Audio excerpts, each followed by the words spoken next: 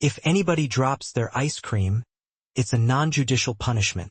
Master Chief Petty Officer Miller didn't even look up from his soft-serve machine in the mess hall of the amphibious assault ship USS Bataan.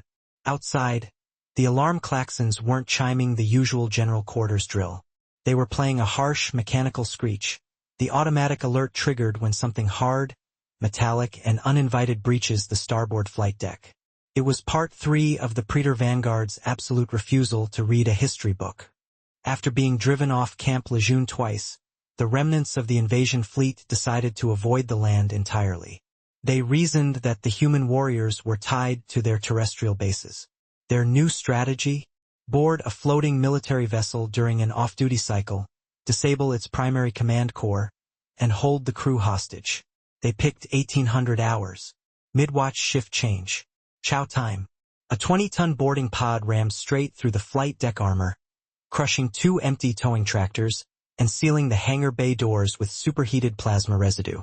Out stepped High Warlord Vrock, 12 feet of bioengineered muscle, for heavy kinetic scythes, and armor thick enough to stop a tank round. Behind him poured 40 elite Void Executioners, their bioweapons primed to vaporize organic tissue. Vrock smashed his primary scythe into the steel deck, sending a cascade of blue sparks across the bulkhead. His vocal amplifier boomed through the ship's ventilation shafts. Weak amphibious bipeds, your vessel is sealed. Surrender your command structure or be purged into the sea. In the mess hall 3 decks down, 400 Marines and Navy corpsmen sat at long stainless steel tables. Nobody screamed. Nobody scrambled for the armory. Corporal Rivera slowly set down his plastic bowl of chocolate vanilla twist ice cream. He looked at Gunny McIntyre, who was sitting across from him calmly spreading peanut butter on a slice of white bread. "Gunny," Rivera said, his eye twitching slightly. They breached the starboard side, right next to the galley line. McIntyre folded his bread in half. He didn't grab his M27 rifle. He didn't even put his utility cover on. He just pulled out his dented brass pocket watch, clicked it open, and checked the second hand. 1800 hours, McIntyre murmured. The mess attendants just put out fresh strawberry shortcake. McIntyre stood up, took a slow sip of ice water, and looked around the compartment. "Listen up." McIntyre's voice cut through the hum of the ship's air scrubbers like a knife through soft butter. "We got space bugs on the flight deck messing with ship operations during evening chow. Weapons locker is 3 decks down, but the galley tools are right here. I want a clean sweep in 5 minutes. My ice cream is melting." What followed was a masterclass in naval close-quarters hostility. When High Warlord Vrock forced open the hatch leading into the primary galley, he expected a line of terrified, unarmored sailors cowering behind steel counters. Instead, he was met by Master Chief Miller standing behind a 30-gallon steam kettle, holding a massive industrial pressure washer hooked directly to the ship's high-pressure superheated steam lines.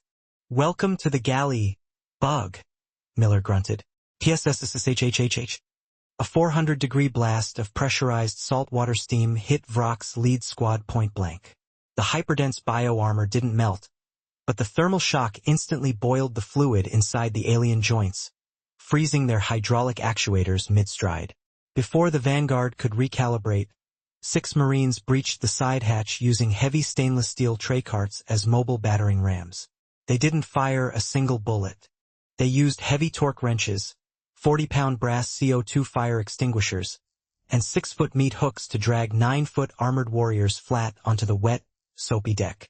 Vrock watched in utter, paralyzed horror as his elite Void Executioners, warriors who had conquered 3 star systems, were systematically tackled, wrapped in heavy-duty cargo netting, and pinned under 500-pound pallets of frozen beef patty boxes. "This is unprofessional," Vrock roared through his synthesizer, backing toward his boarding pod as McIntyre casually walked up the corridor, holding a heavy steel pipe wrench. "You are not using approved military protocols. You're on our ship, jackass," McIntyre said, stepping over a twitching alien scythe. "Our house, our rules.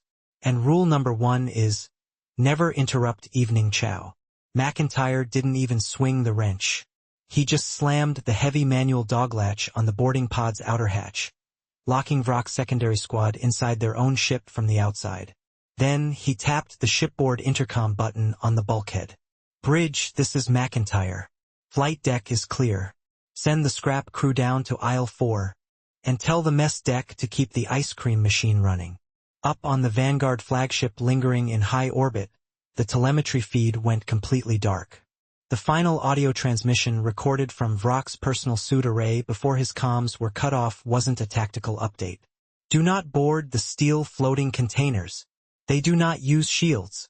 They use steam hose lines, metal carts, and frozen bovine meat to trap our warriors. Abort all shipboard operations permanently."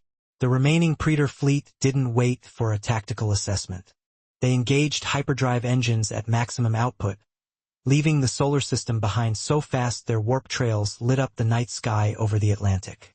Alien empires spend centuries mastering orbital bombardment and plasma warfare. But boarding an amphibious marine transport during dinner? They don't teach you how to fight a guy holding a torque wrench in one hand and a soft serve cone in the other.